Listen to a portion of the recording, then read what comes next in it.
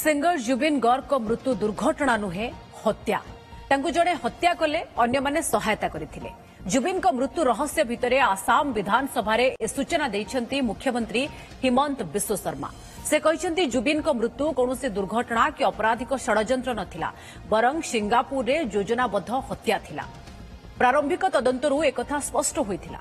एथिपाई जुबिन मृत्युर 3 दिन परे मामलारे लागिथिला बीएनएस धारा 103।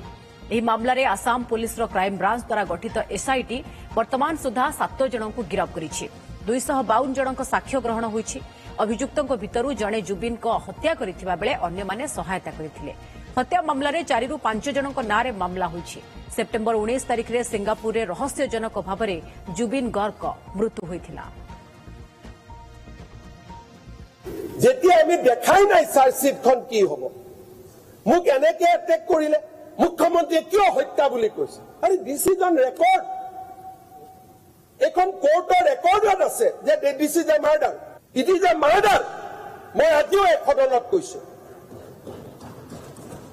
And will follow murder case. আৰু কোনে মাৰিছে তাকো আজি আমি অনুমোদন লৈছো। এজনে মাৰিছে, আনকেইজনে সহযোগিতা কৰিছে। So we had booked 4 to 5 people on murder case.